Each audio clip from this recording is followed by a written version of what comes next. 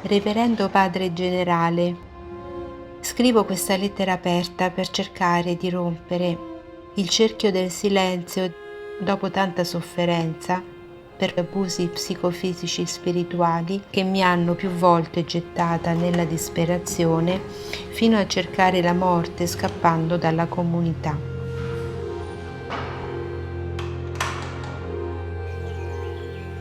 Come vittima e cristiana ho il diritto ad un'aspettativa di giustizia?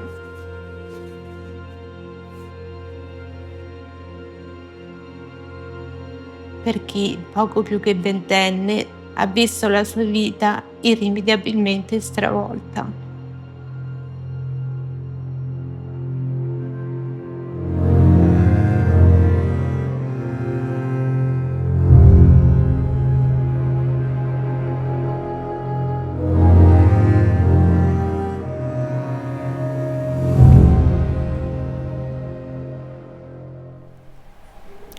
Hi, how are you? Welcome to the Essential Channel. I am Isabel Inclán, covering the TIFF Festival here in Toronto. And now I am with the director, Lorena Luciano, and she is the director of the world premiere here in Toronto, Nuns versus the Vatican. Lorena, how are you? Welcome. Thank you so much. Thank you for having me here. Okay, so this is a documentary, as you can see the title, Nuns Against the Vatican. So my first question for you is, could you describe the systemic sexual abuse from priests against nuns? So, systemic sexual abuse of priests against children has been an issue that has come out 20 years ago with the investigation of the Boston Globe, and it was such a shock to hear the proportions of the abuse, and especially it was shocking to learn about the cover-up, to learn that the hierarchy, they knew about what was going on, and instead of reporting or prosecuting the abusers, they were covering up, moving priests around, and keeping the victims silenced and ignoring their suffering. And almost 20 years later, doing research, I was born and raised in Italy. I was raised as a Catholic. I define myself a Catholic, even if I'm not coming from a particularly devout family. Researching a parallel project, I stumbled upon a first research about abuse in the church. This time, abuse of clergy against nuns. And in 2019, there was this first global summit on abuse. And once we were in Italy, we learned about this incredible article of Lucetta Scarafia. She was not the first to talk about this issue, but definitely she was someone who was the editor-in-chief of the Vatican Women's Magazine. And so for the first time, an insider had the courage to say what it was never publicly said. And so that's the way it started. And to answer your question, what it is, it's the same scheme that is in act where, clergy perpetrates abuse, in this case on women, on nuns. Nuns, they commit to vows of obedience, of poverty and chastity.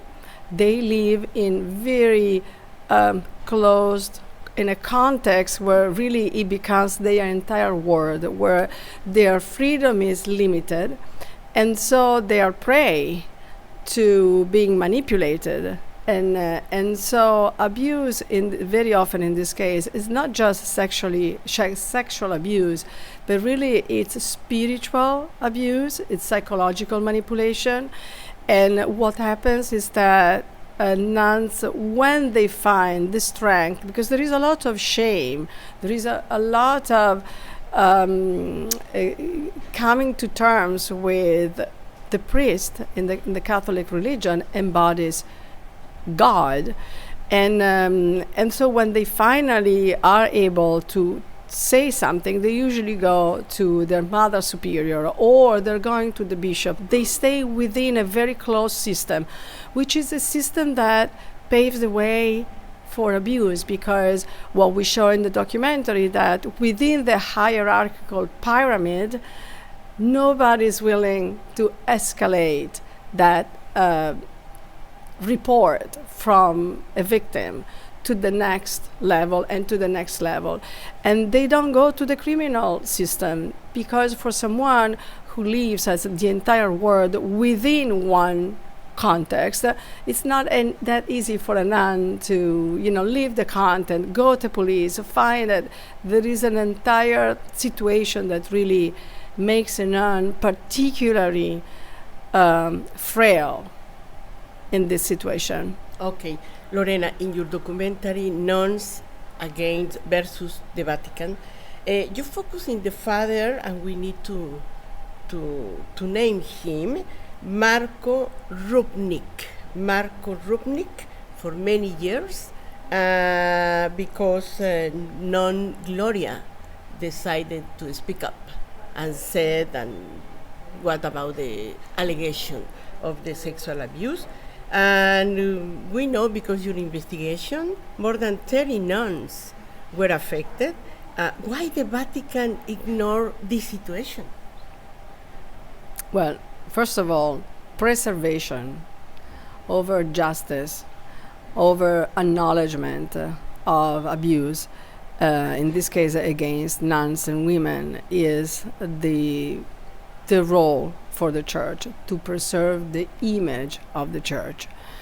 I want to say about Marko Rupnik that making this film has been quite challenging, because we tried several times for 3 years to try to hear, his voice, to try to reach Marko Rupnik, to try to reach the art center that he's working with, to try to reach some, in the hierarchical church. He refused to interview? They didn't answer.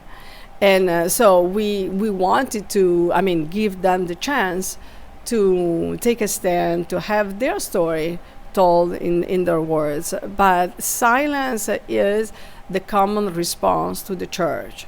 And it's what we are saying with Gloria. Gloria sends letters, and she doesn't get any response. And Gloria... Letters to the Vatican. To the Vatican, to the hierarchy, to the bishops in charge, who's supposed... These letters, they are standing in the archives. Never answer? They never answer. And so this is actually part of the strategy, and Gloria... feels that the silence it was as violent as the abuse, like being completely ignored, not even being recognized as someone who deserves an answer. Yeah, this is. It goes to my next question: why these sexual abuse aren't taken into criminal law? This is, I think we answered before when we say that nuns live in a system that is very closed, that is in a way self-sufficient. When a nun joins a convent, she usually severes and interrupts, the relationships with the family. Often she moves to a different country or a different city, and so it's a form. It's a psychological isolation type of, but also is physically, you're physically in a very isolated, you're not connected to the real world on a daily basis. Rules are different, expectations are different. So for a nun, the word of a nun is within the structure, is within the church hierarchy. They commit to a vow of obedience, and so they are taught that your superior has a truth that is closer to God than your own truth. And so that's why it's the normal thing to do is to go to your superior, because you trust that your superior can help you, can find justice for you, because the superior embodies a step that is closer to God than yourself. But this is, unfortunately, it's in fact, the lawyer in the documentary says, many nuns, even when they finally come, I never see them again. Because even those who find a way to reach the outer world and express and say something, they're not going to be able to pursue their fight outside the system. Okay. After the sexual allegation against Father Marko Rupnik, you mentioned in your documentary he is an artist. Also, he produced some kind of God images, and all of those the Vatican decided to cover. So it was a good result after all these allegations from nuns. A good response. So Rupnik's artwork is all over the world, in 230 churches in the world, in the United States, in Brazil, in Europe, all over, in Italy. When the allegations became such that it was impossible to accept that the church wouldn't pronounce themselves in a certain way, the bishop for Lourdes in France, and also the shrine, the St. John Paul II shrine in Washington, D.C., in that case, the Knights of Columbus, they took the initiative to cover Rupnik's mosaics, as a form of respect of the victims and acknowledgement of the suffering. So it's a symbolic action, is the gesture, but the idea behind was that so many people who are suffering, they go to these places, they kneel in front of this religious artwork because they find God. Art is an expression of God's love, and so the idea was like, how can you kneel in front of an artwork that has been inspired by abuse? And that's why they, decided to cover. It's a small gesture. Not everyone did it, but for them that they did it, it's a very important first step. Yeah. As an Italian and also as a director, but what do you think about the Vatican? Because they have one word that said something, they are represent God, but at the same time, some abuse like this, with many nuns affected, they don't do nothing. I want to say that I'm very respectful of the church, of the good one. I worked, my previous documentary was on refugees, the refugee crisis in Europe. I work with really wonderful organizations, Catholic also organizations, that I saw what they did, both believers and priests. So I don't want to have just this big bucket. I respect those who are honest and they implement the values that they're preaching. Now the system is something different. It's like the system, the machine that protects itself is something that we need to point the finger and we need to ask for accountability. And the Vatican is a very powerful and rich and the oldest religious institution. They're growing all over the world. Even Catholics, numbers are and so the reason why abuse doesn't, and we touched upon this before, it's just a matter of preservation of their image. And accountability is not something that it's there above. I mean, remember that the Vatican is a monarchy. Preservation at any cost. Yes, preservation at any cost. Yeah, this is sad, right? So how you feel about after doing this documentary, the screening here, the world premiere in Toronto, and how was the premiere? How you feel? So first of all, this is a very collaborative work. So Filippo Piscopo, who for this film is the producer, is a brilliant cinematographer. We made many films together. We are partners, film partners, and life partners because we're married. And I want to say that first of all, it was a collaborative work. It's our film, and then it's our film with all the participants. So it was a very collaborative process. We start from an idea, we dig into, and then once we start working with the participants, it becomes a very deep, respectful process about talking and coming back and building layers of their own experience, and then building layers of our own narrative vision, right? So it's been wonderful to be in Toronto because in a way it's a neutral ground for them.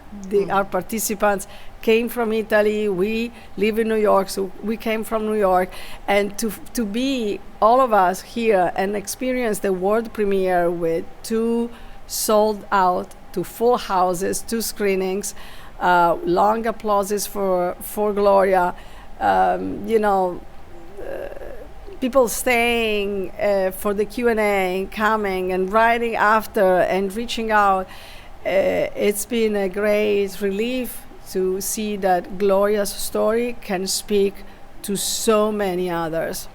And what they say after the nuns, you give them a voice. And with this program, by the way, we want to do the same, give them a voice. What they say to you after the documentary? They all of them, but Gloria, it was like, finally, it's my story, unfiltered. I don't have anyone else saying bits and pieces.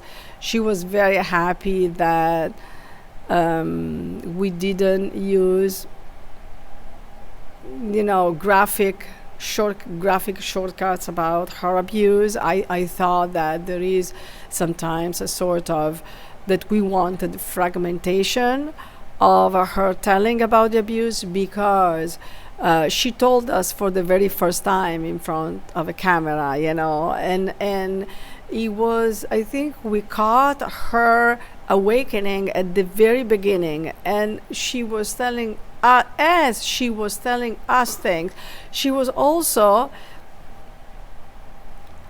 going inside. It was also an inner awakening. So there is a little bit of that she recognized, the fact that instead of telling her story A, B, C, D, there is this sense of suspension where you go back and you find what happened to you, and you try to put it out.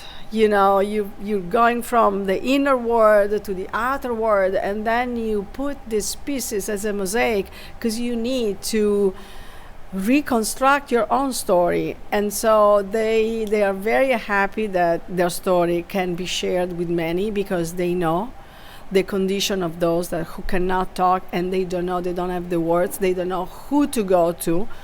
But Gloria was also very happy to see her story in one arc, put it together.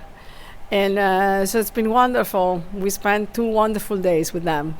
Okay, Lorena, thanks for put your attention and your camera in that kind of problem, because maybe with this way something will happen. Thank you so much. Thank you so much. Thank you. Thanks you for being here, and see you in the next chapter of the Essential Channel. Thank you. Thank you. Hey.